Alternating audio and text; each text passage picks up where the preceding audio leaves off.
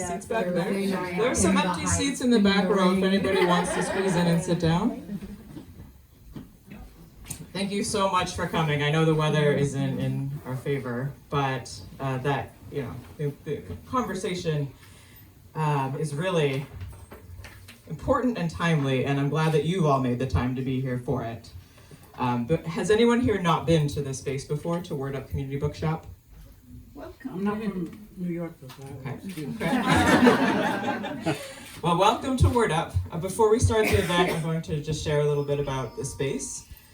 We're a bookstore and art space, and we started as a pop-up shop in 2011. We were supposed to just be around for 1 month, but there was so much community support for the space that we got extension after extension. People were bothering elected officials, we were bugging the landlord, and we ended up staying for 15 months at that original location, which was 10 blocks up. A new landlord closed that space down, so the collective that had stayed together and pulled together during that year, which numbered 100 people at one point, all from the neighborhood, we stayed together and we did an Indiegogo campaign. We raised $70,000 online and offline, and that money went all toward building the space. So we've been here since 2013. We still do our best as we can to operate as a collective. There is some staff now, and but we're still largely volunteer operated. 60 people active at any given time, and we have events nearly every day. But the most important thing to say about this space is that Word Up was essentially created out of a crisis of access. There are so many. We're in the capital of publishing in the country, and even in this city alone, there are so many neighborhoods, and millions of people, millions of kids who aren't able to access just very simple physical books because of so many reasons. But the further you work in it, it's not just because you have a space that has books in it doesn't mean people are going to come in. And even if they do come in, and even if they do start to access them, when you get into the questions of representation and the comfort levels of books on that level, it gets even more complicated, and the issue becomes it just gets worse and worse the further back you look. And so because of all that, I'm really happy that this conversation is happening here today. And I'm so glad that you had success with the campaign earlier this week, and that we'll be able to celebrate that too with cake. And most of all, I'm also just happy that this event has come together with organizers who've done things regularly in this space and continue to. This whole month, Alicia will be here in the next view, and Angy is still to come with workshops, events, and all kinds of things in store and out of the store that help us all just become more on the same page and just become more of a neighborhood and more of a community. So with that, Alicia Anabel Santos, Afro-Latina, lesbian, writer, producer, Santera, and founder of the New York City Latina Writers Group. She's a 2018 award winner for the Abreu, which is Bronx Recognized as its own for fiction. She's the author of the memoir Finding Your Force, A Journey to Love. Copies are available here. And she's currently completing her second memoir, IDGAF, I Don't Give a Fuck, a memoir of three generations of rage. You can find her on Instagram at _La Santera. And she'll introduce everybody else and what we're doing this evening. Thank you. I forgot one really important element about what is happening these days at Word Up. We have just received some support to do outreach for the census. And people will be actually able to take the census here. This is a really critical piece, even though it sounds like it would be outside the wheelhouse of a bookstore. It's all about the access. It's access to the resources. If we aren't being counted, then you aren't getting those resources. So it seems to fit, exactly with what we've been doing already. So when you come back here, you can find out more. You can ask me, Carolina, Emmanuel. We've been going to 1 billion census trainings if you have any questions about it. And also come back for any events and just fill it out here if you want. It's easy. Awesome. Thank you. Welcome, everyone. Good evening. Welcome to Word Up Community Bookshop. Thank you so much, Vero and the team, for making this happen and providing us a space to have this really important conversation. Tonight is titled Writing Against the White Gaze. And it's the intention for this evening is to be in solidarity with the I'm losing my Dignidad Literaria movement, right? And so I'm really honored to be moderating the panel and to have this incredible group of writers, authors, educators, activists. And actually I'm gonna allow them all to introduce themselves. So we have Sofia Quintero, Sonia, Alejandra Rodriguez, Roberto Lovato, and we have Angy Abreu, who is gonna be on her way. She's a little late. So I want this night to be, we're in a sala, it's very informal. We're having a celebration tonight because we had a huge win, and Roberto will speak more to that. And so, yeah, welcome. Good evening, everyone. Thank you for being here. We know that it's cold and it's a Thursday and we're uptown. And so this goes to show you how much this matters to you. And as a writer, I want to appreciate that. My name is Sofia Quintero. I describe myself as an Ivy League homegirl, Bronx born, raised, still live there. I am an author, writer, producer, educator, Afro-Latina, particularly Puerto Rican and Dominican. I think it's important to just name those things in these spaces. Hi, everyone. Hi. I know, we're barely waking up. I'm Dr. Sonia Alejandra Rodriguez. I'm a professor of English at LaGuardia Community College, part of the CUNY system. I'm also a writer and just an all-out advocate for diverse literature in the classroom, outside of it, in the community, and in my own writing. I look forward to the conversation. Hello, everyone, and everyone watching us in the country. Welcome to you, despite my rude panel here, fellow panelists. My name's Roberto Lovato. I'm a writer. I have a memoir coming out in September 1st, Unforgetting, a memoir of revolution and redemption. It has that title for reasons I can't go into now, except that say that my family's from El Salvador, and I went there, and I was not a spectator. And I discovered that El Salvador is a land where the poets found revolutionary organizations. So, as I said on Democracy Now! Yesterday, some of us never learned the artificial distinction between poetry and politics. And so, I see this as much as a political discussion as it is a literary discussion, because conversations of the literary too often discuss it in a vacuum, as if great genius writers just pop out of the sky when in fact they're propped up like mediocre writers like Janine Cummins. So we'll have a lot to talk about. Thank you. So my first question is, why do you write? Who do you write for? Who's your audience?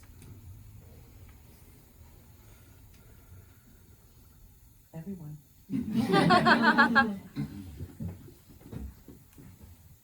I write for my own. I write for the young women like I was growing up in the Bronx, who did not see herself in the pages of her books, was a voracious reader, and did not see my reality reflected, or when people did attempt to depict me, they got it wrong. And so a lot of writers say this, but it's true for me that I write the stories that I want to see. And I really do believe in the power of culture, particularly popular culture, to make social change, to promote social justice. So I definitely do think of myself as a cultural worker. So, a lot of folks, I really appreciated what you said, Roberto, because people like to say that entertainment is apolitical, and it's not. Certainly not in this U.S. Context. Entertainment is absolutely political. Any media you put out is sending you a message. it's promoting something. We think of the only media that promotes something are advertising and commercial, but no, the stories, the movies, the poems, the songs, the videos, they are all selling us something. So they're either selling us a vision of the way things are, or they're selling us a vision of the way things could be, or they're trying to shape the narrative. So entertainment matters and is very political, and that's why we need movements like Dignidad Literaria to demand our place in the cultural conversation in the United States and abroad. So I'm just making my contribution. One book at a time. Yeah, it was great.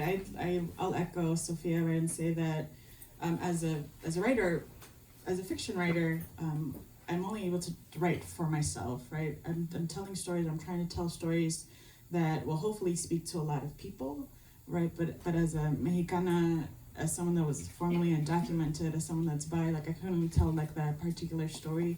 And of all the Mexican formerly undocumented bi girls out there, like that particular story doesn't speak to all of us, right? And so I try to write stories that undo, right, the dominant narrative, that tell young girls or young people that our culture doesn't value, that our existence doesn't value us, that we don't matter.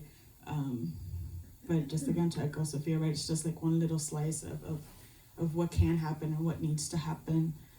As an academic, my academic writing also has a lot to do with Latinx children's literature, and that writing in particular is aimed at also trying to find a place within academia for Latinx literature overall, because it, just like we see it in publishing, academia, as you know, is still very predominantly white. And so our stories get erased at multiple levels. From the publishing industry, it makes it to the classroom, what scholars are writing about. So I'm trying to go at it from different angles, as many angles as I can. Hi. I started writing because my friend Freddie Weinstein and I, in the 5th grade, started stealing the whole collection of the Danny Duncan set in the 1970s from the main library in San Francisco. We loved the words so much. And so I'm sorry to the public library system that I ripped you off so big time, but I was a kid growing up down the street from the project. So, but then, you know, I also, my first real love of any book was the Word of God. I'm not going to come off like those Pentecostals down the street. I used to be kind of one of them, but no mas. But I do believe that there's a power in words that I learned as a child that read. In the beginning was the Word, and the Word was with God, and the Word was God. You know, in some cultures, you're not a legitimate, real, existing human being until your community, like the Guarani, sings you into existence, right? So there's a power in words that we're kind of losing out on because of what philosopher Jacques Ellul calls the humiliation of the word by media technology, right? So the good thing is the word is still around, it's still powerful, and those of us that still love it and fight for it are Jedi Knights. As we're proving to Macmillan and Flatiron, right? So I write because it's an edifying act. It's an act of sanity in a world of unreason, and I write because I want to subvert. I want to disorganize the senses of people that are being bombarded by fascistic organization of their senses right now. To, you know, in a riff on Hambo, or however the hell you want to say it. So I'll leave it at that. So I wanted to share a quote by a brilliant writer. She said, "I never asked Tolstoy to write for me, a little colored girl in Lorain, Ohio. I never asked James Joyce, not to mention Catholicism or the world of Dublin. Never. It is that business of being universal, a word hopelessly stripped of meaning for me. Faulkner wrote what I suppose could be called regional literature and had it published all over the world. That's what I wish to do. If I tried to write a universal novel, it would be water. Behind this question is the question that To write for Black people is somehow to diminish the writing. From my perspective, there are only Black people. When I say people, that's what I mean. This writer also said, I have had reviews in the past that have accused me of not writing about white people. I remember a review of Sula in which the reviewer said, this is all well and good, but one day she, meaning me, will have to face up to the real responsibility and get mature and write about the real confrontation for Black people, which is white people, as though our lives have no meaning and no depth without the white gaze. And I have spent my entire writing life trying to make sure that the white gaze was not the dominant one in any of my books. From the late Toni Morrison.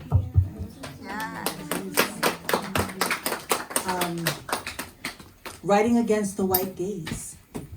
You hear that, and what does that mean for you?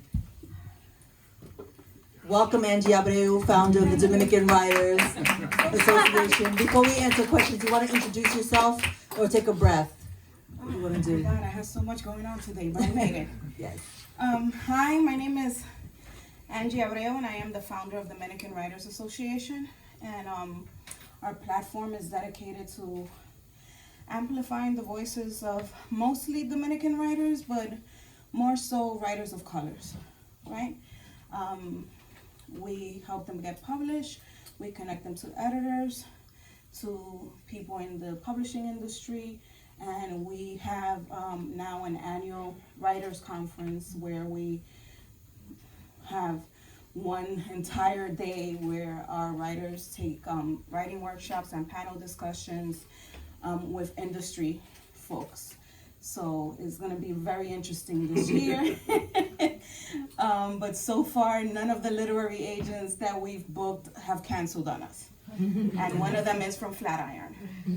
And she's still at it. I emailed her yesterday and I was like, I hope you're still making it.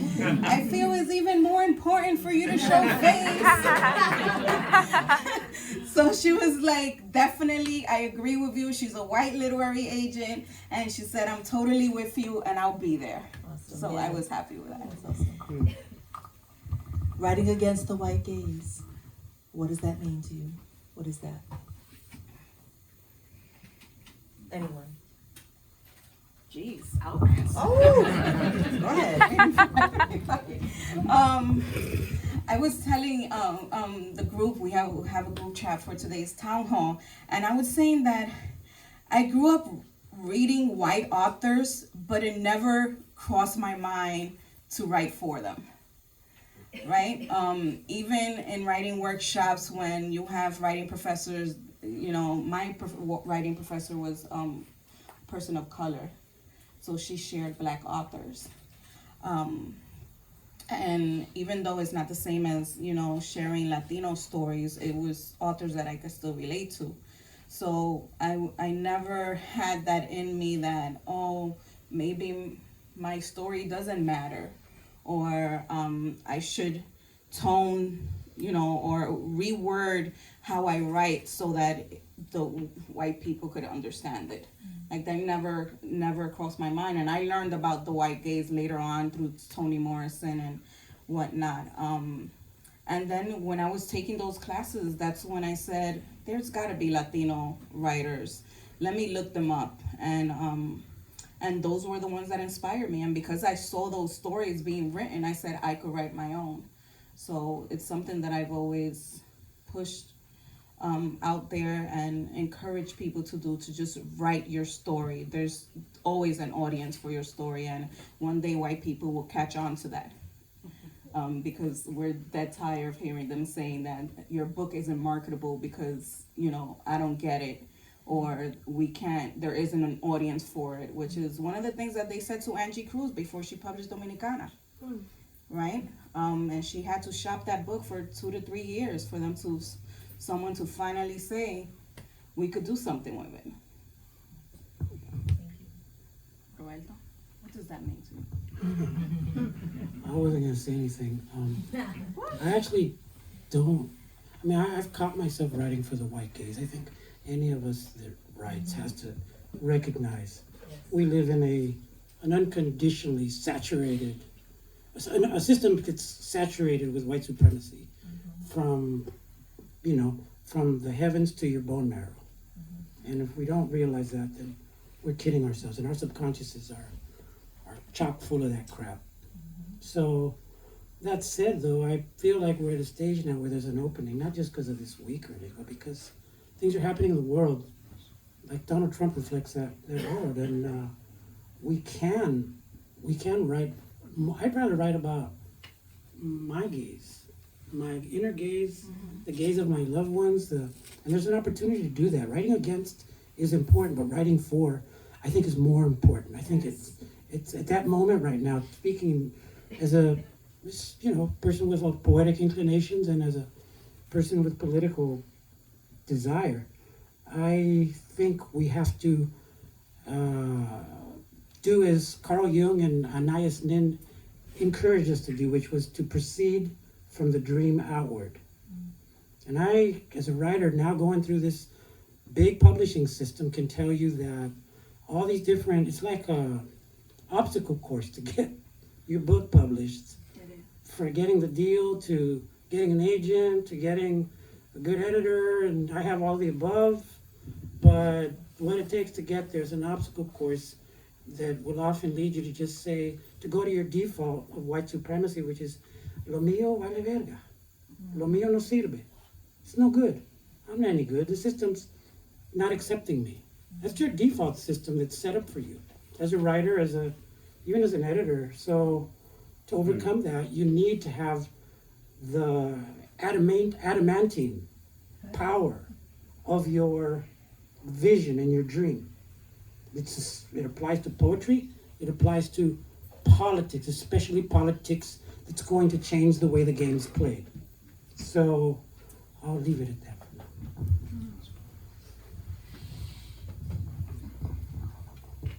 Maybe I'll talk a little bit about what the white gaze means, or what I think it means.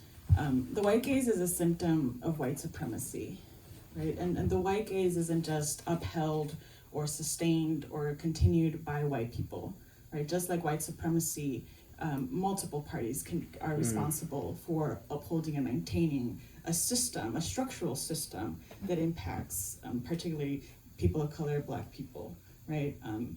In like Latinx communities, the first example of the white gaze that comes to mind are telenovelas, right? Like all the telenovelas, that's all white gaze, right? We might feel seen because, like she's Mexican, she's Colombian, like national pride, but they're all light-skinned, blonde representations. And all of that is part of, again, just another symptom, another like present day action of like colonialism, right? And this aspiration for whiteness. And so I've seen that happen in writing, or we might do that in our own writing unintentionally, where we're trying to write for the white gaze, when we might limit our own writing in terms of like how many Spanish words can be in this like monolingual like manuscript, right? Or when we do the opposite, right? I'm gonna make this character sound very like use a particular dialect, right, to make it seem more ethnic or make them seem more street, right? That's catering to the white gaze. Because you're not seeing this character's humanity. They're not just an accent or a dialect. We do that also in our own writing when we write trauma porn, right? When we try to sensationalize our own experiences, that our characters need to suffer more pain in order for someone to sell it or for someone to read it, right? That's us keeping the white gaze in mind. When we don't write joy for our characters, when we don't write love for our characters, that's upholding the white gaze. And it takes a lot of unlearning, right? Just the structure of the fiction, like narrative form, the narrative arc, that's upholding the white gaze and white supremacy, right? And so, right, and so it's, we uphold the white gaze in ways that we're not even conscious of. And it's constant, like I said, a constant unlearning, a constant revising of your work, constant like sharing to folks, like, am I pandering? What I try to do is, when I'm workshopping stories, I share it with folks that I want I want them to see themselves in it, right? And so I share it with my friends, like with my people, because that's really like my audience. And it's, if you can see this, and if you can like tell me honestly that I'm just pandering or like being fucking exagerada or whatever, like those are the kind of conversations I want to have with my writing. I was at a poetry reading with Dennis Smith last night, and one of the poems that he read was "My President," and it was a list poem like of the people that are his president, and his presidents are the people in his community, right? The people who are their president are the people in their community, parents, grandparents, friends. And so when I'm writing against the white gaze, I see those people in my head, right? And so I try to keep that in mind. And again, it's a constant unlearning and a constant like check and balances, because we might be doing it unwittingly. I would love to build on that from my own personal experience and what I grapple with, and I also like to push back a little bit. Well, actually, it's not really a pushback, because I don't think what I'm about to say you'll disagree with. It's just to complicate the notion of trauma porn, because I think we need to have a more nuanced conversation about what that is, because people are using that word, and I don't think we all are using it the same way to point at the same things. But what I wanted to say is, definitely for me, another reason why I write, I know my work cannot have an impact on anybody else if it doesn't have an impact on me. So definitely for me, writing is a healing activity, and it's an unlearning activity. And for me, in terms of specific against the white gaze, it also means unpacking all the things that facilitate white supremacy, because it's white supremacy, it's not white supremacy by itself. White supremacy is fueled by heteronormativity, it's fueled by ableism, it's fueled by patriarchy, it's all those things. And for me, as of late, because I give myself permission to allow my writing to heal myself as a way to be of service to my reader, I write to grapple with things. There was a time when, because I wanted so much of my work to have an impact, I was, and I still, I won't say that my work doesn't have a social justice lens, but one way that I have hopefully have grown as a writer and has been better able to service my readers is by coming to things with more questions than answers. Strong point of view, but still have more questions than answers. So one particular thing with the current work that I'm working on, which is a young adult novel inspired by the movement Say Her Name, which is about looking at the gendered aspects of the movement for Black Lives and Black Lives Matter, and recognizing the ways that when victims of racialized violence, and particularly police brutality, are women or non-binary or not trans, they need to become the perfect victims to get the same level of demand for justice. One of the things that I am grappling with a lot, and why I wanted to write this book, was my own respectability politics. The issue of the perfect victim, and how and the notion that we are somehow complicit in our oppression. And because I know that is something that I still have to shed. So I'm hoping through the writing, not only am I shedding that, but as people read it, they will start to grapple with it too. So, and this brings me to the issue of trauma porn. One thing that I would really like, marginalized communities, but particularly the Latinx community, for us to, it's an ongoing conversation. We're not going to resolve it here, but for us to have a much more nuanced conversation about the fact that, yes, while we absolutely need to have our romances and our comedies and our speculative fiction and our horror stories and our mysteries, while we have to show the diversity in our community, in terms of, yes, let's see the lawyers and the doctors and the people who are English dominant and don't speak Spanish, etc.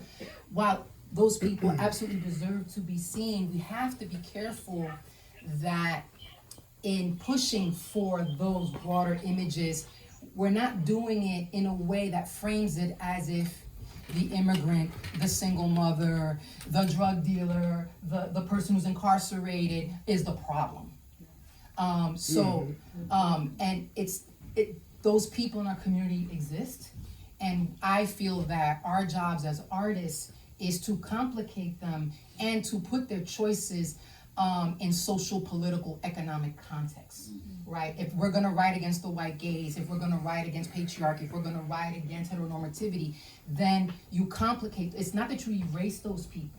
It's not just say, no more mothers on welfare, no more people in the underground economy, no more sex workers. What you do is you still tell those stories, but you complicate them and you show why their personal choices are impacted by white supremacist, heteronormative, patriarchal capitalism.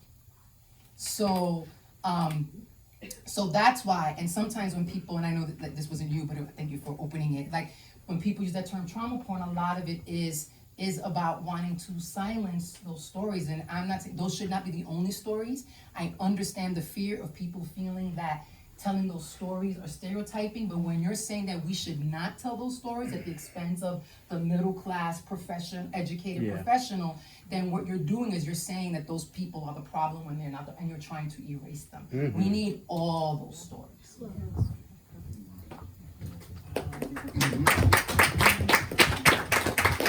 I like, Sofia, that you said complicate stories instead of humanizing, because I think that's been like the language around Cummings' book about putting a face, the faceless, and humanizing, giving a voice to the voiceless, right? When we say we're humanizing a group with our writing, that's also pandering to the white gaze, right? White supremacy doesn't see our humanity, right? It's not our job to try to have them see our humanity. We have a humanity. We are human. And so I like that you use that word, right? It's about sharing complicated stories. Yeah, I love Sofia's use of the introduction of the word complication in this myself. As a Salvadoreño who has 30 years in this, how I came to the fight against American dirt, beyond Miriam's lovely essay and her leadership in this, is the fact that I've been on the migrant trail for 30 years. I've seen things that I would not wish on anyone, like seeing a house after it's been bombed, full of children. To see the last remaining thing of the child, their skin grafted into the walls. Or to see children's mothers so desperate they climb on this monster train called La Bestia. It's primarily a Central American story, but Janine Cummings turned it into a Mexican story, and on top of that, a really crappy and sloppily done story. It's very complicated. We have to complicate these narratives. I mean, I've seen what the skin of a child looks like when it's been ripped up by barbed wire, and then to see barbed wire on the book of the cover of the book, to see nail art in the shape of barbed wire, and to see a lobster dinner celebrating this book with a centerpiece that was made of barbed wire was, in addition to Miriam's brilliance and just rage against the machine, was what drove me after 30 years to fight the cartoon that they were trying to impose upon us as if it was great literature. And one other thing about these issues that I've been on for all this time, I've gone to see the children. I've seen them when they have the little scars on their necks from trying to hang themselves. I've seen their mother's scars. How many of you have seen any Central American writers in English? How many? Most of this story on immigration in the United States. Which one? I'm one. Okay. I'm one. This is pretty. Right. Have you seen any books in English about? No, you won't. You haven't. People say, but what about Valeria Luiselli? No. She's Mexican. She's grew up in, I believe, in Mexico City. And God bless her work. She's a good writer, great writer, but she's not Salvadoreña. And there's things that she can't understand about us. Carolyn Forche, prize-winning. All these Central American stories are getting prizes, but none of them by Central Americans. They're getting big, so at a material basis. We have to complicate it. And I'll just take you one step further, given my journalistic experience. I went to those places, I've been to the cages, I've gone to South Texas, just an hour from where Julian Castro for 8 years managed to not go and take teddy bears like he did when Trump was putting kids in jail and putting them in cages. 1 hour from where Julian Castro was, he didn't go to the cages. He didn't go to the concentration camps. He didn't go see the children slitting their wrists and trying to hang themselves. I did. And I talked about it, but what happened when I would pitch the story to some white liberal editors with the white liberal gaze? What happened when I would pitch those stories? It's too much information, too deep. Not a good time, Roberto. Maybe later. So it's complicated because, I mean, how many of you believe to cage children, to push them to suicide, to push them to the most horrific deaths imaginable in the deserts of Sonora? How many of you think that's fascistic? It's not fascistic? What is it? If you believe it's fascistic, then are you willing to say Donald Trump is a fascist? Then are you willing to say Barack Obama is a fascist because he mass-produced it by the tens of thousands? Are you willing to go there? Because that's how far you need to go to get at the truth of this story right now. This is what drove me to support the mounting of a campaign to take on one of the titans of U.S. publishing alongside Miriam and alongside David. So it's very complicated. Ooh, it's getting hot in here. Pa lo que vinimos. Journalist Tina Velasquez had a piece surrounding American Dirt where she talked about that, yes, all this conversation is important, but the face of immigration right now isn't Mexican, right? It's Central Americans. And that's been an aspect that has been missing in this conversation about Janine Cummings's book, right? Not only was it just a terrible, stereotypical book, right? But it was lauded right as this like the immigration book when that's not what's happening in our country presently, right? And yeah, we're celebrating, as you were mentioning, we're celebrating Mexican authors writing about Central Americans, giving them MacArthur Genius Awards, and the Central American community has been protesting that and has been saying, how are white Mexicans writing our stories, getting the awards about us? Well, not us, I'm a Mexican, right? But about Central American community, right? On behalf of the Central American people, we ask that you. Thank you.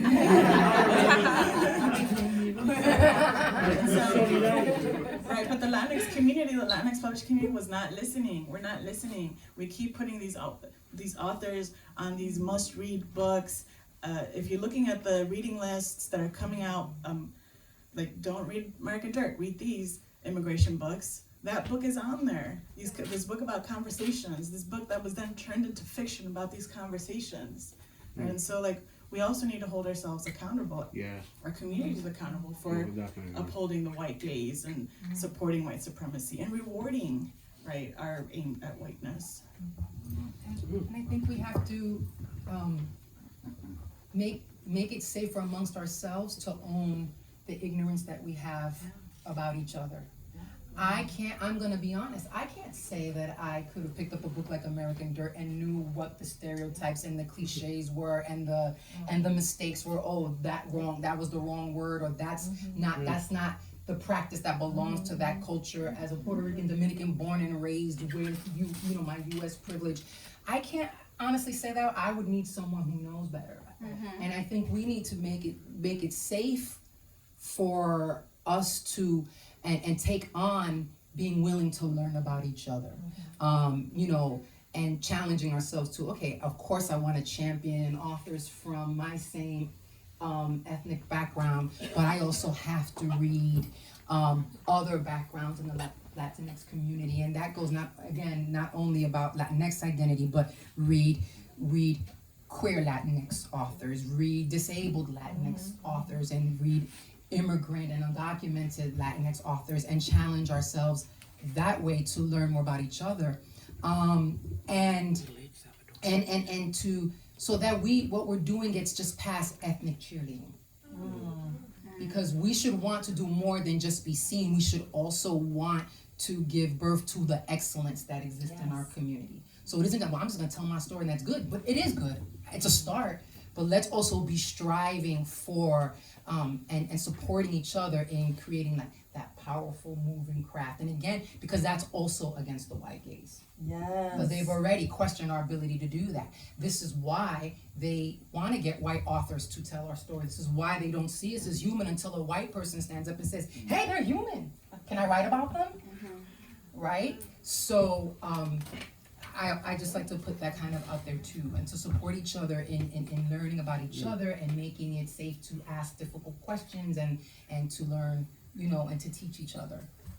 We're gonna shift gears. So I really appreciate what you were saying, Sofia, about giving birth to the excellence of our culture, because with that piece, Pendeja, you ain't Steinbeck, my bronca with fake ass social justice literature. When Miriam Gulba, there was the takedown of all takedowns, of all takedowns, of all takedowns. And yes, we should be applauding Miriam. It was brave, Miriam could have put her literary career on the line by coming out and speaking the truth about this story that offended her. She used the word on NPR yesterday, on Democracy Now!, gross, that it was gross. You know, there was just no other word for her to describe how the tropes and the stereotypical characterization, it was just gross, you know, and that's not giving birth to the excellence of our culture, right? And so we have to, now let's look at the effects of this movement, right, in the publishing industry. I'm really curious, Sofia, you have been published by many of the major publishing houses, right? What has been... For a minute. Let's talk about that, right? Because now we're in a different place.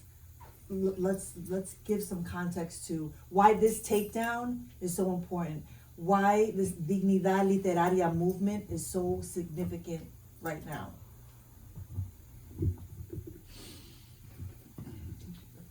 I think one thing that I hope will come from, first of all, that it is a continued movement, that it's not just a moment in time where this one thing happened, and that it's not just around this book.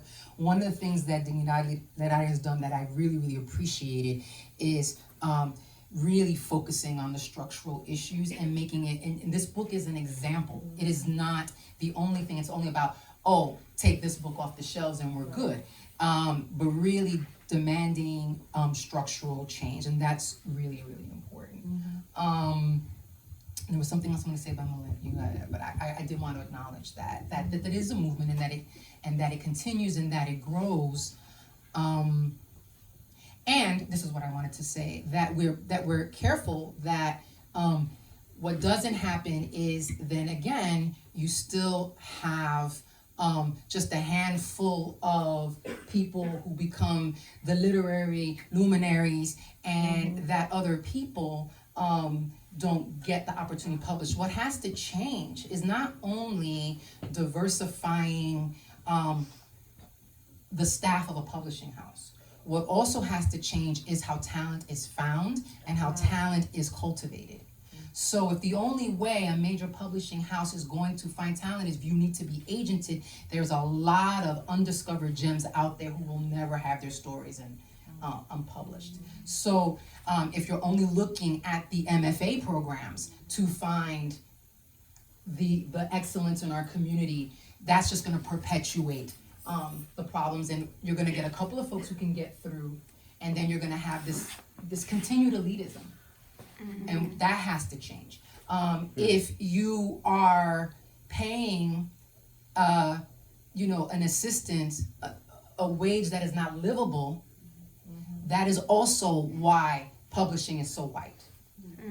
Because who can go in there and, unless someone else is paying your rent or you got that kind of support or resources, there's a lot of people in our community who are never going to be able to get that starting position and work their way up. So these are the structural things that we have to talk about in terms of access.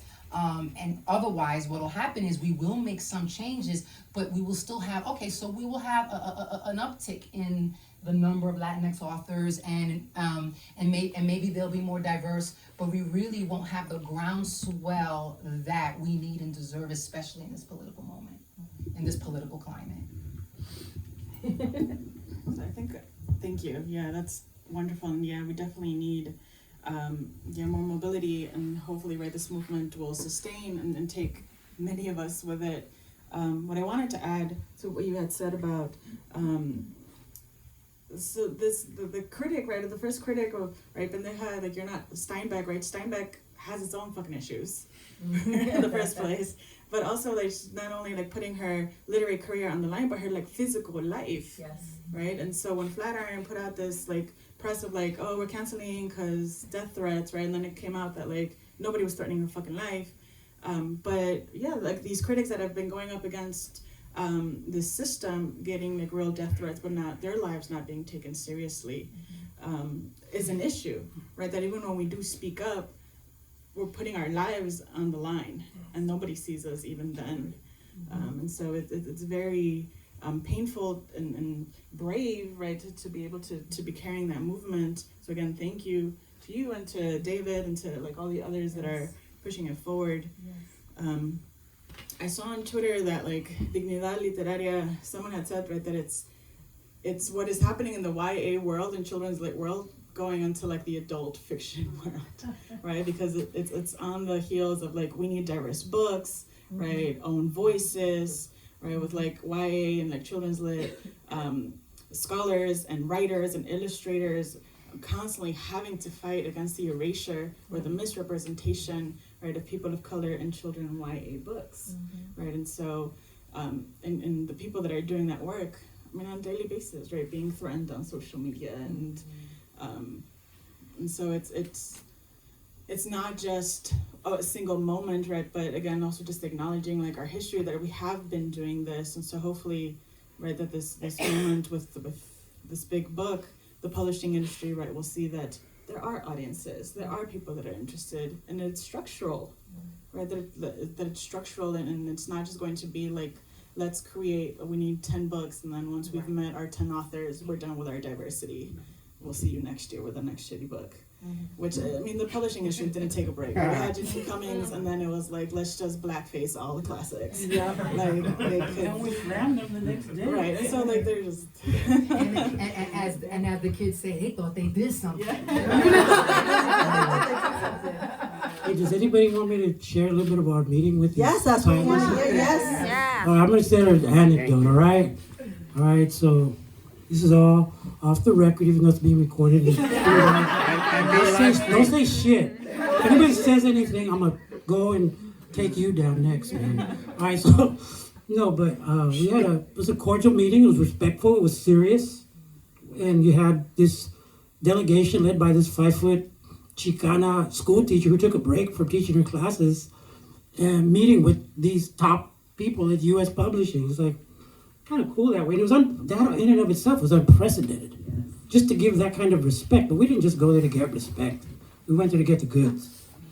And the goods define different ways. It's not just about reforming the system. To all my and our leftist friends back there who have been on my ass on Twitter saying, hey, what are you doing, Lovato? You're involved in this reformist stuff just to get more jobs and books. And I'm like, hey, man, go read my book and all the stuff that I've seen in life. And the way that the death, the truly, truly abysmal death holding mass graves that I've seen and other stuff that you'll read if you read my book.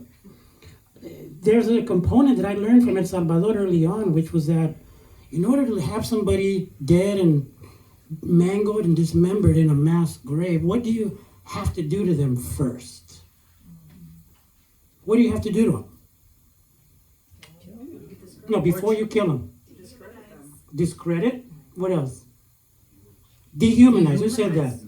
That's the A+ answer right there.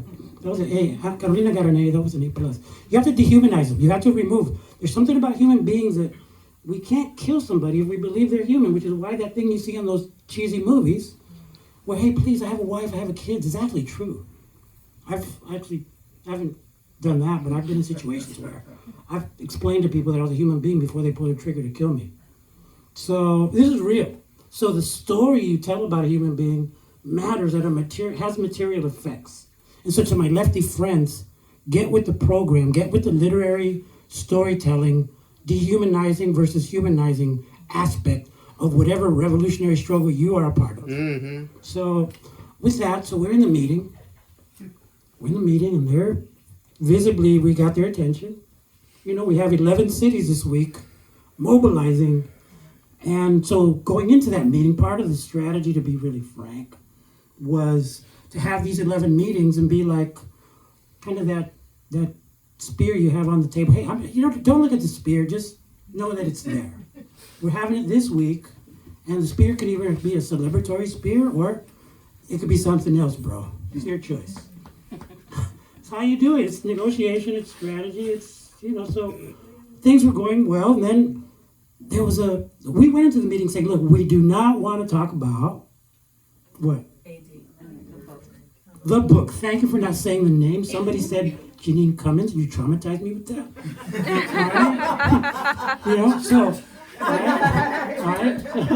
So like, no, but we said, we're not here to talk about Janine Cummins or that book, dude. We're here to talk about you and us. And so somebody brought up Janine Cummins. They shouldn't have done that. It broke into some tension.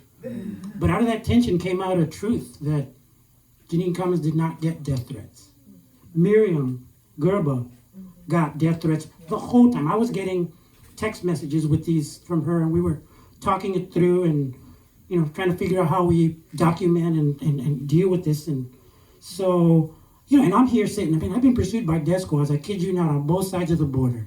And you're going to tell me this is a big, and their first book that they closed, first book event that they closed, you know where it was? It was in the massive brown barbarian enclave of Corte Madera, California. a town that has the demographics of Montana. And so they closed this, and this was the kind of thing where, from a strategic standpoint, it was obvious, oh man, if these folks are willing to go, these are white liberals, but you're talking publishing, you're dealing with primarily with white liberals, some reactionaries who are publishing reactionary books. But they're willing to go Trump to get out of a situation, it seems. And at that point, as a chess player, you know what? Check. Right? So that's just a little anecdote I wanted to share about kind of the ways that, Miriam handled herself magnificently, and the conversation took a turn to where we reached a point where we got, just to be clear with everyone, what we got was a commitment from them within 90 days to make structural changes within the company in terms of hires, not just authors, but other parts of the production process, numbers of books, and other parts of what they called the Macmillan ecosystem. So this transcended not just Janine Cummins, who's in the dirt and dust of that book, but also it went to beyond Flatiron to Macmillan itself. And so we inserted in there a 30-day check-in. So we're going to invite like Dominican writers to join us. Magnificent, by the way, the Caribeñas in the house just delivered for us when we made the call to, hey man, we need some backup, y'all. And just one aplauso really for. We had your back, yo. We had our back.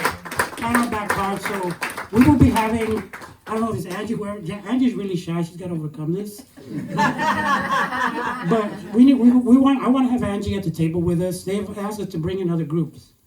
So we're going to bring into these 30-day check-in negotiations. We're going to bring other groups. We're going to give them a list. But last thing I'll say is esto no acaba aquí. Right. There are still children in cages. Yes. There are still mothers and children being pushed to the most horrific deaths imaginable. There are still colonial problems, believe it or not, in Puerto Rico. There are still U.S. products of the cancer of U.S. policy in Dominican Republic. Yes. There's still overthrowing governments in Bolivia, Honduras, Venezuela. You have, for the last, since 2006 through the Obama era to the present, Mexico becoming just one massive mass grave of hundreds of thousands of people. So all this has an unstoried element to it, an untold story. So esto a pura pena empieza, and I bring that up because in addition to celebrating victory, we have to kind of like hunker down for a long-term fight against silence. It's a fight. Yeah, it's a fight. It's a movement. Yeah. So, Vic, by the way, a movement, as a student of movements, I can tell you that movements are defined in part by victories. Yes, and we are victorious. We had a victory. We have to celebrate it Yeah. and then move on And keep moving. and build on it. Angie. I was gonna open up to Q&As. Oh. But you wanna say something? Well, you asked, what changes do we wanna see, Yeah, what do we wanna right? see? To come out of this. And one of the things that, that we wanna see is publishers reaching out to the communities. And, they did that with Angy's book, late in the game, but they did it. Veronica and I were asking them for ARCs, they were taking all their time. Can you believe that? They were taking all their time to send ARCs of Dominican. Right, to a Dominican community, and especially us, known as Dominican Writers Association, right? Because we were doing, organizing Angy's book launch. But they were compliant with ideas that we had, and whenever and they paid for everything, so everything came out really nice. And I was particularly shocked at how much they let us do, because publishing houses don't usually reach out like that. But we got the first 2 chapters of Dominicana translated, and we picked a Dominican author to do it because we didn't want anyone else who wasn't Dominican and wouldn't understand the nuances and the complexities of being Dominican. And we really, we picked a person. Veronica said, "Who do we know?" And we found that person. And so they obliged with that. They printed all the first 2 chapters and they passed them out. And we filled the Alianza Dominicana with 200 plus supporters and community members and readers, and to me I live for that, because my whole point is to show that Dominican writers are lit. Literally, we are read, right? So not just because Angy is from Uptown, but because people are purchasing the books. I mean, just before I got here, I saw that Word Up put up the top sold books in the store, and among them were 3 Dominicans. So, we are selling books, right? We are selling books. It's just that the publishing houses are not doing their due diligence. With Janine coming, I said, oh my God, they couldn't have found a Mexican editor. Yeah. No, but she edited the help. What's wrong? What's your problem? But Angie, you're also bringing up a good point again about how everything has to change, because why is it that was an unusual thing? Why is it that was an unusual thing? Because they're also not valuing our community as readers. Yes, exactly. They're like they are looking for the white dollars. Right. And that's another part of the problem. They're not looking to I said American Dirt was not written for us. It was not written for Latinos. It was written for white people, and they are loving this book. Because they are completely ignorant. They don't notice the linguistical errors or the nuances, the stereotyping. They don't know because they're not Mexicans and they're not Latinos, and they've never experienced any of this. So it goes over their head. So when we complain, we come off as jealous. We're not getting the 7-figure book deal. We come off as bitter. What are we complaining about? Sandra Cisnero completely disappointed me and said we are exagerados. Janine Cumming was bringing the Trojan horse to white people, and she was gonna disrupt everything and show white people that migrants are human. So that's insulting to us when even one of our own says something like that. But Why do you hate People are America? looking Angie? for I entertainment. don't hate America. But going back to what I was saying is that publishers need to pull resources from the community. Google, you will find people who can help you elevate this book and sell this book. Oprah can be possibly the biggest, influencer, but there's many others. Bookstagrammers. Who are you sending your books to? Are you sending your books just to white bookstagrammers, or are you sending it to the Latino community? We're out there. We exist. We're blogging. We're writing about books. If you go on Instagram, you'll find a slew of people who are reviewing books. We review books. It's out there. The resources are out there. The allies are out there. They're just not. They just don't give a shit about looking for that. That's what I'm gonna say, because I don't think there's any excuse for that. You just gotta jump on Google, go on Twitter, go, Instagram if you have an Instagram account. Anyway, check the hashtag. There's no excuse for it. There's children watching online, Angie. My son is used to me. As the founder of the New York City Latina Writers Group, when we went to the press conference in support of Dignidad Literaria, one of the things that for me was important to say that in our collective, there are over 800 writers, Latina writers in this organization, women of color writers in our collective. And so you mean to tell me that in this group, combined with the 1,500 Dominican writers that Angy has in the Dominican Writers Association, you can't find one writer that can tell an authentic, truthful story? It's lazy. They're not looking for It's truth. lazy. It's Because lazy. when we write our truth, they overlook us. Right. But when you No write, one will buy that. right, no one will buy it. But if you put it in fiction and you sensationalize it, we could sell Hot this. topic. Well, before we even get to that, the assumption is, right, that our stories are not universal. Right. Right, so, and that is where like the dehumanization comes in, right? Because the assumption is if I, as a Puerto Rican, write about a Puerto Rican, they're thinking, well, who else is gonna read that but Puerto Ricans, and how are we gonna get back our money? So the assumption is that someone who's not Puerto Rican can't read that book and be moved and touched by it and see some aspects of themselves in it. They only believe that our stories are universal when someone outside of our experience validates it. Yeah. And that's part of the problem. So that's why when a white author says, I've decided that I should write a book about, a Mexican migrant. They're like, oh, then you know what? If this person outside this experience saw something to capture her interest, her passion, her empathy, there must be something here that'll appeal to everyone. But when we want to tell our own stories, then it's niche and not universal. Yeah. And any artist worth their salt will tell you that you get through the universal through the specifics. But that's true but that has been only true for white artists and not for marginalized communities. You know what's She is beautiful? the boss. Why do you even put that mic down? You know what's really beautiful? You know what's really beautiful right now about movements? Yeah, movements will do this. Is another sign when you have a movement, when you kind of take these paradigmatic relationships, right? Paradigmatic being a set of beliefs reinforced by a group of practitioners. It's kind of like Thomas Coyne, a philosopher guy, I remember said that. So you have this set of beliefs and it's reinforced. It's not just the publishers. It's also the critical class.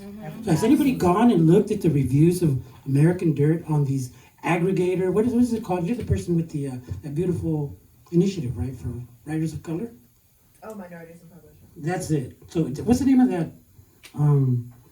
That aggregator of critiques of books, book criticism. Aggregator. You can go on this page and you can see all the reviews. Like the that are Rotten written. Tomatoes for books? Like Rotten Tomatoes for books. I was thinking of Read.com, but. Something like that. Well, there's one. It's not Goodreads. It's like these. You can go and see the critics in the papers. I went and you see all of them, and something like 60 to 70%. Or white. No. Whatever they are, green, purple, but they wrote about American Dirt in the most glowing Steinbeckian, so moving, on the ground realism, gritty, deep. And I'm here with 30 years of this, like, damn, dude, these people are getting off on a cartoon. So, like, the beautiful thing is that whole system has been exposed. But if it's gritty, it's because she lifted it from Luis Urrea. Yeah, but the question is, Luis Urrea was gritty. I read it. It's not gritty. She didn't really remember whether she actually did that. Yeah. Let's open it up, Q&A, Q&A. Let's go. And can you pass the mic to whoever's? Yes. Please. Yes. There's a question over here. Yeah. Can you lift your? Oh, I'm sorry. That's okay. Hi, thank you for such a remarkable panel. I'm Guatemalan American, actually. Yo. I know you. You may not remember me. It's okay. We're canceled, Beth. No worries. I am a Chapina American I came here looking for answers and I got them. Thank you. I think it's important, and I want to thank Sofia for giving us that language, and Sonia, everyone really, like defining white gaze, because we need to unpack and like give it a name and define it. And also just this idea of naming also the extremes. So I'm just gonna go straight to my question, which unfortunately does like have to entail with, it's a little bit personal, but just for the sake of example, myself, I know that sounds selfish, but this has made me stop writing. It made me not want to write, precisely because I was afraid of, wow, what if my story is precisely what the white gaze wants? Going back to trauma porn and giving that a name also, right, and defining that. So what can you offer to the emerging writer who hasn't published much, who is, I'm out there, but I'm like not, you know what I'm saying? Like I'm not local. But hey, what can you give, and I know at the risk of sounding like y'all are not therapists, right? But like, what cognitive tools can you give to us who have this internal conflict, this internal monologue of like, I got into Tin House, but did they like my story because it was like, And so how do you fight that? Like, and I know the answer probably is like, fuck it, trust yourself and trust your story, but perhaps part of, I'm asking y'all, like, what if the unlearning process also entails, how can we trust ourselves and our stories? Because I do fear that, and it is my truth, you know, I'm not gonna name it, right? It's my truth, but it also happens to be a story that like deals with like the welfare office, and then I fear, I'm like, damn. And this is why I love, Sofia, what you said about like, let's not erase them, let's fucking give them depth. So thank you for that. But yeah, that's my question, and thank you. It's a super valid question. I hope this is helpful. One thing I always tell writers that I'm mentoring or editing or coaching is allow the first draft to be just for you. So if you feel yourself that you're struggling with wondering how your work is going to be received, when you're writing that first draft and you're trying to discover how to structure it and what to tell, the first draft is for you. And you can always decide afterwards what you choose to keep, what you choose to share, what you save for yourself. But if as you are discovering the layers of your story, because you will find new things, you will walk into it thinking that you already know where it goes. Okay, I've got this outline, this is the beginning, this is the middle, this is the end. But through the writing, you're going to discover so much more. You're also going to grow as a writer. And as you grow as a writer, you will go back and change things. So give yourself permission that you are writing for you. And you can later worry about an audience. But if you're worried about an audience now, it doesn't matter if it's white gays or for your own folks or whatever. You are not going to allow your voice to blossom. And again, I'm a real big believer in allowing your work to heal you. Because if you are writing a scene that is supposed to be sad and you're not moved to tears, it's not going to have that impact on your writer. If you're writing a scene that's supposed to be funny and you're not rolling on the floor in tears, then it's not going to impact your write. So you are your own best barometer of the impact of your work, which is why you've got to allow yourself to give it permission to move and touch you and heal you and impact you before anybody else. So I hope that's helpful. Take another question. Well, can I say this is Guatemala, one of my Central American? We never get to say anything. But no, I think the thing I said about the dream is critical. I teach a class sometimes called Strategy for Writers. And you proceed from the dream outward. You got to be very clear on what the dream of your essay, of your story, the more clear about your dream you are, the kind of the way, the dream's the way to organize your subconscious. You know, and if you have a real clear dream, it's like love. It's like undeniable fury and passion that is unstoppable, right? So when you have that, you're tapping into your inner Sheena, your inner, you know, Watala, or whatever your inner thing is, right? Your power. So if you have that clear, then you can move outward, get a mentor that you trust that reinforces and understands that. Because our own people can be part of the colonial process and say, you know, honestly, your shit sucks, right? And they'll say it with coded language and pseudo love. Yeah, I didn't get it. What are you talking about? So I don't want to name some, because some people here are my critics and they're my worst critics, my friends. I'm not gonna go there. But I do appreciate the question about emerging writers, because I think it's important, right? Like in this movement in particular, it's not just about the seasoned writers, it's about the people who will stop writing at go because of what's happening in the why bother. Right. Sonia and I have talked about all the rejections. Like we've been on the phone countless times. They said no, and that shit eats at you because you feel like, is my writing shit? They make you feel like you're nothing, like your story doesn't matter. And so I'm really passionate about that, like protecting my folks and their stories. I wanted to echo you because, you know, I do writing workshops, and 9 times out of 10, it's not about craft, it's about permission, right? When you get a group of writers in the room, they're not looking necessarily for a bunch of craft talk, they're looking for validation, you know, in the stuff that they're writing. And if they run up against a literary industry that does the kind of shit that they do,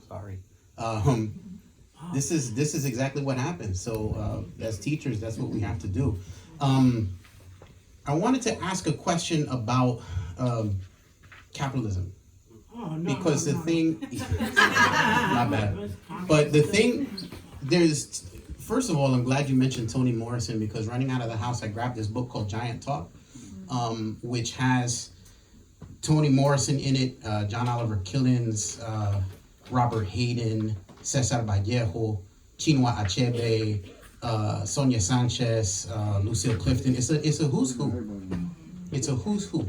This book was published in 1975, okay, by Random House. So they have models for this stuff already. It's not like this stuff, you know, just popped up out of nowhere, right? Once upon a time, they went to authors, you know, to authors like this, of this caliber, editors of this caliber, like Quincy Troop and Rainer Schulte, right? Looking for this kind of literature.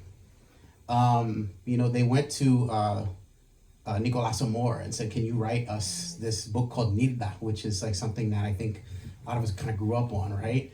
And Perry Thomas and all these other amazing writers that kind of come up in El Barrio and the Bronx and everywhere else.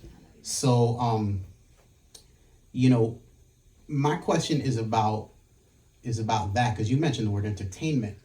And I think one of the problems that we have with the white gaze is that, for the most part, you know, you look at books as sort of an escape from, I don't know what the hell it is, some sort of this beaver cleaver type of existence, which we know is bullshit anyway, right?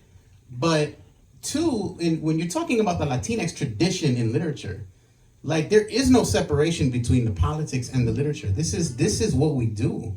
You know, this is our voice, and that's why it's important. And that's also why there are presses like Kitchen Table Press, right? Which was led by a group of black women, black feminist women, right? Black lesbian women who took their stories and made them important and published it for themselves. And, by the way, became commercially viable. It's just a question now of scaling up. So, and by the way, the editor who shepherded this book through Random House was Toni Morrison. Right? So my question is, to what extent when we get in the room with these folks 30 days from now, 90 days from now, are we ready to kind of lower the boom on them and help them understand that the Latinx tradition in publishing is an activist tradition. It is a disruptive tradition.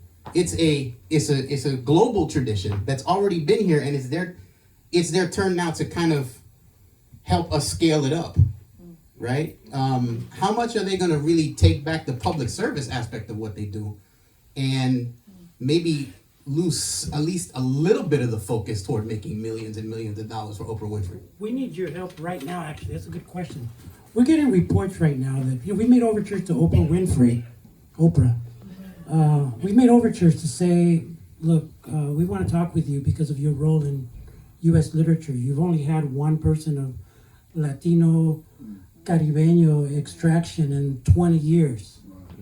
And you may not be the best person to moderate a discussion between Latinx peoples and the industry, which is our interest, because she's talking about this all sides, and she doesn't want to. I'm getting word from inside their operation and from around places in different parts of the country that they're having these discussions. That it seems like they want to bring in people who are part of what I call the folklorico-industrial complex.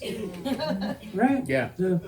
So you all know what I'm talking about. I'm not going to name any names. I'm not wearing a repeat or any shit like that. But needless to say, there's a divide and conquer element that we are vigilant of. Because all of us that founded this, somos de izquierda. We draw from some of the great political traditions in the Puerto Rican community, the Dominican community, independistas, from the Dominican tradition of Luis, ¿cómo se llama? Luis, the singer. Luis Vargas. Huh? Luis Diaz. Luis Diaz. So I've learned about from You're my on the friend. Luis Diaz Street. Oh, hell yeah, I'm into Sigrid Rodriguez and all this, Mercedes Sosa. So we're Chicano tradition, Salvadoran tradition, Guatemala. We're drawing on the left traditions of our community. That's what's fueling this.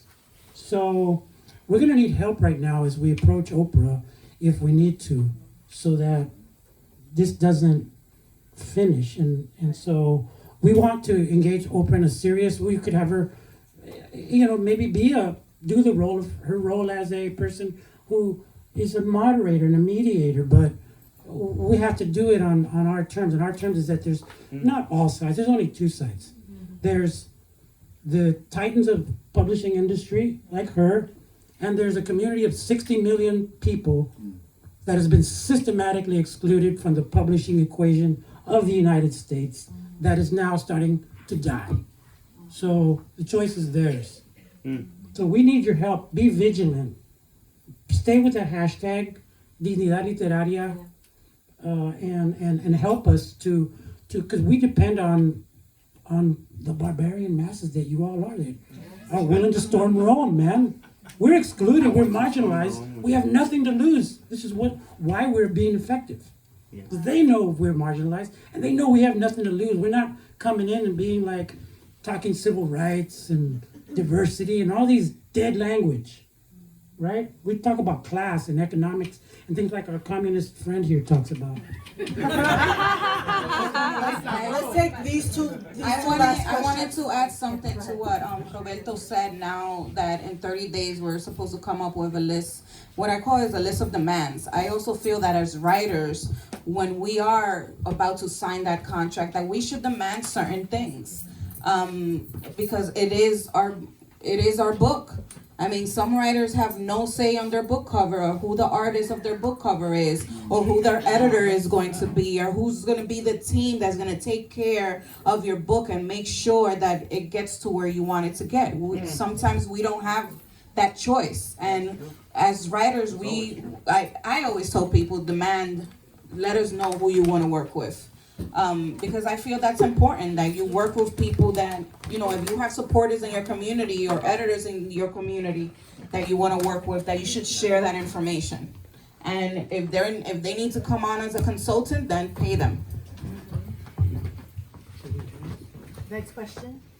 Hi, so my name is Freddie. I'm a Salvi writer, and one of the things that I've been dealing with lately as someone who is actively pitching and being published, I've had the fortunate blessing of working with of color editors, which I'm really grateful for. But I'm personally dreading working with white ones. So what kind of advice could you offer someone who's hustling in the industry and will come up against white editors, face pushback in writing? How did you guys deal with editors who maybe weren't an ally to you, and how did you navigate that in the industry yourselves? I'm like, Can I would never accept a white editor. So when Right, but sometimes there's magazines and things Yeah, like that, I know, and I they're know. there and they're who Exactly. you're trying to get to. First of all, I had to self-publish, period. My book, Finding Your Force, A Journey to Love, had at least 500 times I used the word fuck, and nobody was trying to publish that book. Right? And so, yes. Who says that word? Right, because who says that word? And so, I sent over 175 emails. Over 175, I have every single one. And I got 2 emails back. All of them were rejections, kind of, all of them, right? But I got 2 emails where the editor was really honest and kind. We can't publish this. You would have to lose all of these fuck words that you, I mean, it's like, it's just part of it's my voice, right? Saying the word fuck it's part of who I am and how I speak. It's how I found my fucking force. Yes. And so how do you deal with editors? I feel like white editors, we're talking about white editors, you have to understand that 90% of the time they're not gonna get it. Mm-hmm. Like we're expecting to find people who, are woke and get our stories. We're not writing it for them, so I think, I don't want to say have a tough skin because we're human beings, we're people, right? And we want to be seen and the shit hurts. I think it's going in knowing that the experience is going to be challenging, and how are you going to be able to take care of yourself after getting 173, nah, we don't want this,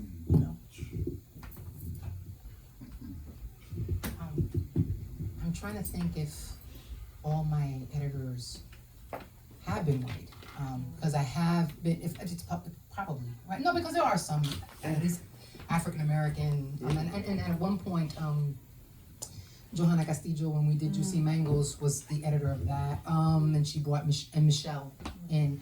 I think if you're talking about mainstream publishing and you're talking about books, the reality is until we start to make these structural changes that this movement is intended and determined to make, chances are you are going to get a white editor. Yeah. What may be what's in your favor is that if someone has made an offer to you, they do see something in your work that they value, and I think, and hopefully you'll get multiple offers. So you can vet people and feel and see who is the one that is going to honor your voice and is really going to work with you in a collaborative spirit, who doesn't want you to change the very thing that got them intrigued about your work.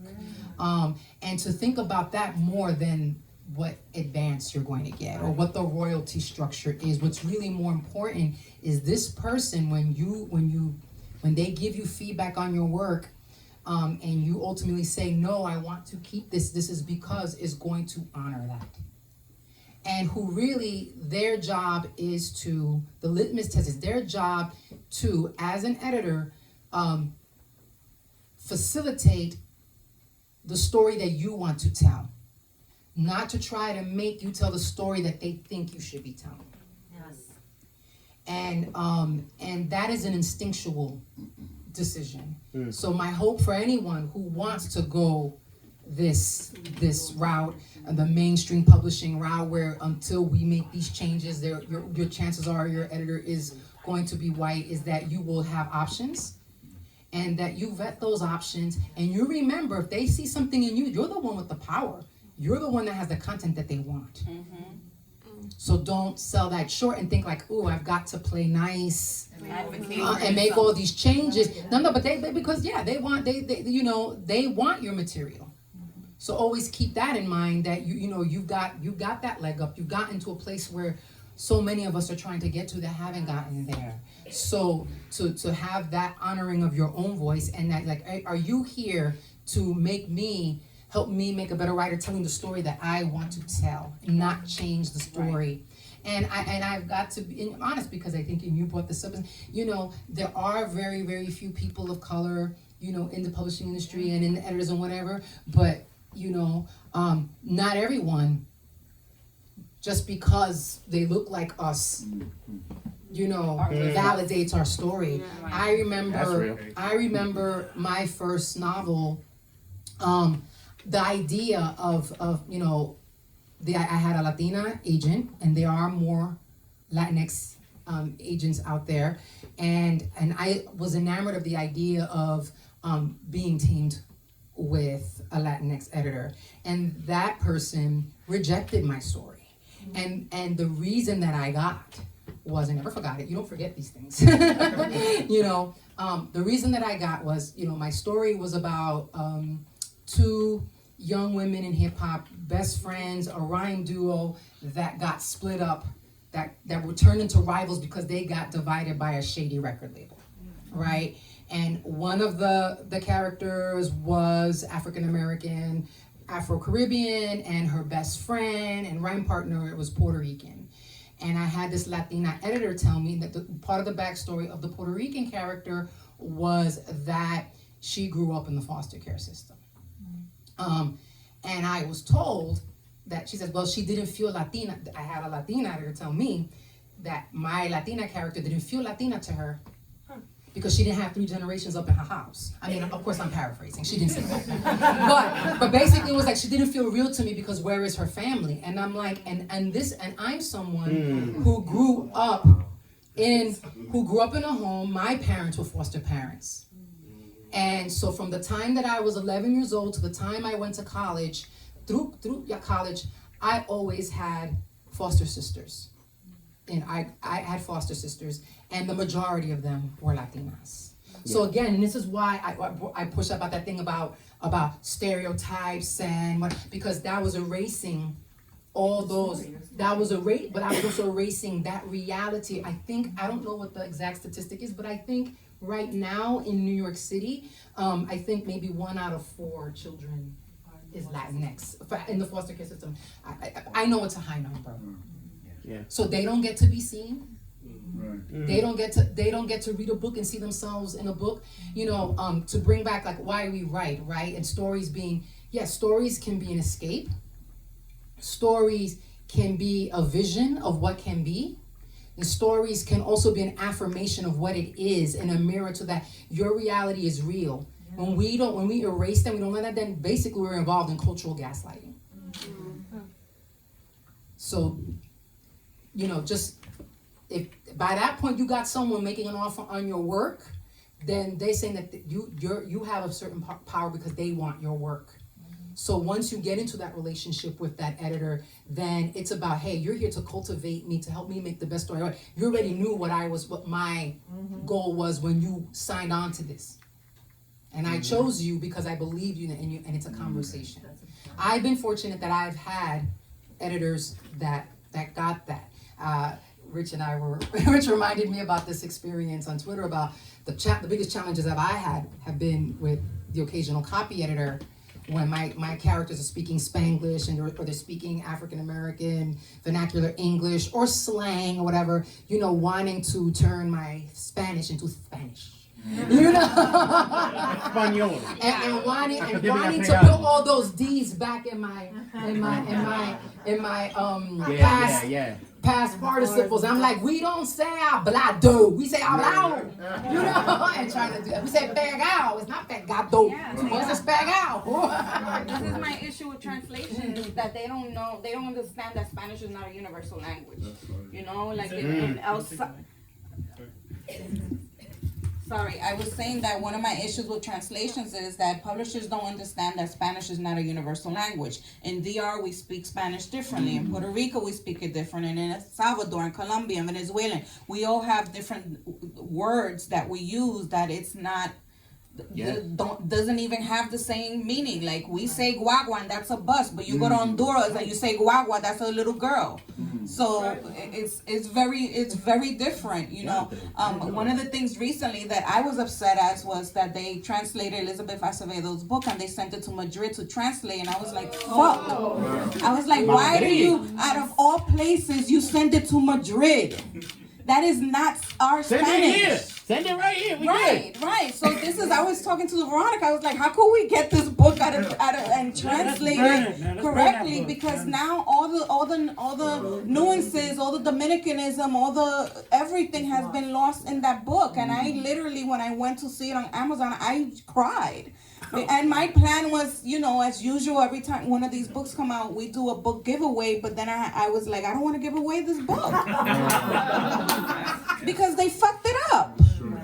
You know, and I've been meaning to have that conversation with Elizabeth, but it's like, Liz, how much say do you have? You know, how much say does an author have on who gets to translate your book? And publishers, why are you sending? You know, I don't know if it goes off to auction and anyone could just buy the rights to the book and translate it. And if that's the case, then we want in.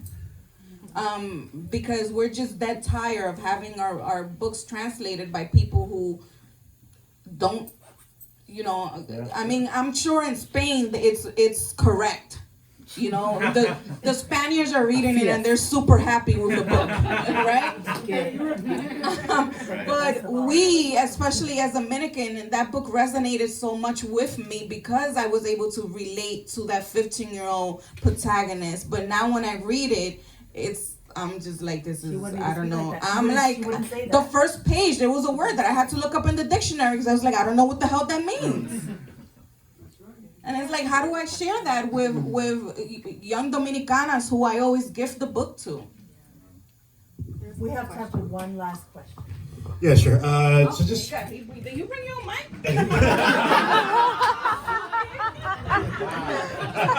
His own battery too. Come on, Chris.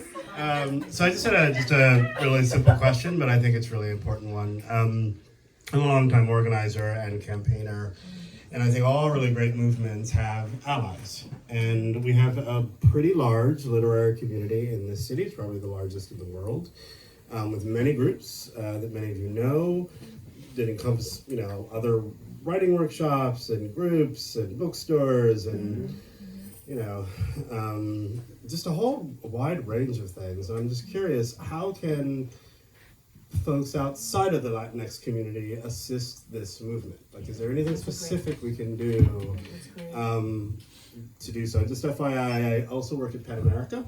I'm here representing myself, but I know at Pan America we care a lot about this particular issue, and I'm just curious from that perspective as well. It's already happening. We had a lot of solidarity in mounting basically our offensive on Macmillan and Flatiron. We had intelligence sources inside. They were multicultural. You know, people who were white, people who were black, who had knowledge of the industry and actual, you know, hallway access to the discussions were feeding us information that allowed us with confidence to say, aha. So for example, when they closed, they stopped everybody saw they canceled these tour. Yeah. Well, somebody predicted that they would do that and that they would turn Janine Cummins into a victim and Latinos into a barbarian horde of censorship. Yeah. Do you know who predicted it? Tu servidor. A lot of us did. Yeah, I predicted it on Twitter. I said, watch. When they did that, I was like, oh shit, we've got him. And then we checked with people inside and they were like, they are scared and getting desperate. So the solidarity and the networks are already there. We need to build them. We invited Asian American Writers Workshop and people that we knew here and the black writing spaces. We emailed and everyone. Emailed everybody. A lot So of it's happening, but people in our network. you know, and then the question, we've been getting hit up, for example, by people around the country say, hey man, why don't we build this broad coalition of the marginalized, of the unstoried, right? A coalition of the unstoried, kind of a beautiful idea. So we're down to do that on the condition that other groups understand clearly. Yeah. Our self-determination right now has never been recognized. We are the most unstoried, marginalized, single massive group in the United States. Anybody that doesn't acknowledge that has been asleep in the annals of U.S. literature. So we're down to struggle together and build an agenda together, but we already have a program of work for the next few months now. Anybody going to AWP? Yeah. Hundreds of us are going to descend on AWP, and we're staging actions at AWP. We planned this even before Miriam's thing. We have we could maybe, for example, we could join together here in New York. We've put the word out to Governor Cuomo's office to initiate an investigation of discriminatory practices against Latinos in U.S. publishing, which is centered here. So it's in their purview to do that. We are staging, as we speak, these kinds of events all over the country. And so I can envision... Anyone who wants to host a town hall should just get in touch with you. Yeah, we're gonna need a solidarity in a month from now, Chris, so that... if you want to host one at Penn. Yes. Yeah, in a month from now, less than a month from now, we're gonna need all of you, please join us so that we have a show of force. And the show of force will bring accountability to the agreement that we've made. You know, we don't want to come from a defensive posture. We want to come more from an offensive posture right now.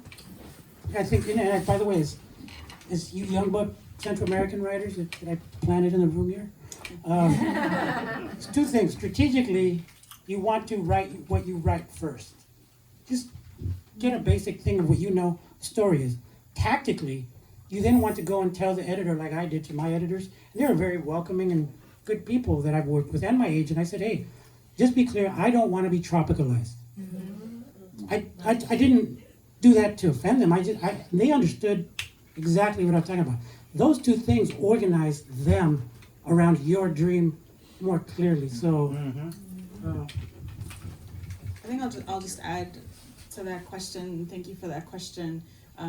To create solidarity, but it's also the responsibility of the Latinx community to support those that are further marginalized in the publishing industry, right? Like within the Latinx community, within Latinx publishing, like we are lacking like Afro-Latinx like representation, even just like very like queer representation. Like indigenous people are like the least published, right? Writers, and so we have work to do within our own community to challenge our own biases. And to stop replicating the ivory tower. Correct, right? Yeah, and to support the voices that are further marginalized, and to check our own privileges as well. I think one of the things that I have concerns about in terms of like allies and solidarity is this poverty mindset, right? And seeing a group of folks from like the West Coast, 3 or 4 people who were brave enough to stand up against, the big 5 and say, no, basta ya, we're done with you using our stories as tropes, as your stereotypes, as your trauma porn. I would like to see more Latino orgs come more in solidarity. I have to say, honestly, I felt a little disappointed at the lack of, like, there are people who aren't saying something, right? There are some people who are being, so this is me calling them out. I feel like, if you're not at the head of the movement, you want all the glory. I'm cool with being just in the front lines. Like, I'm here, I have your back. Like you said that, we just jumped in. It's not about who's doing it first. It's about everyone who's gonna be able to get through the gate. And hopefully the people who are getting through the gate are gonna take somebody's hand and bring them forward too. And so I would like to see more solidarity within our community, like in terms of the Puerto Rican community, the Mexican community, you know, Central American community, and all of these literary orgs that we have in New York, the Pens, the Cabecanums, you know, all of the people that we know, you know, come together in support of this movement, because as you said, Roberto, it's our time. This is our time. And I love what you're saying, Sonia, about centering those who are marginalized within our groups, right? And so there is a lot of work to be done. We are at the beginning stages of what will be something that like our grandchildren will talk about, but it's up to all of us to like contribute to that. So for me, it's not just hosting events in town halls, but how will we retweet the fuck out of it? Like we know the power of social media right now. Live stream, keep sharing it and keep sharing it and keep talking about it. That's how the most successful movements, people show up. So thank you to all of you who are here. Thank you, like for real, like in the rain. But this is what solidarity looks like, and we would love to see more of that. Yeah, this is community, and I just feel so honored and humbled and grateful, you know, that we're sharing this space, and I hope that we keep doing this for years to come. Yes. And we have cake. We have cake because we are celebrating this victory from this incredible group. This is our group. We did this. So thank you, and thank you, Word Up. Thank you. Thank you to the panelists. Thank you.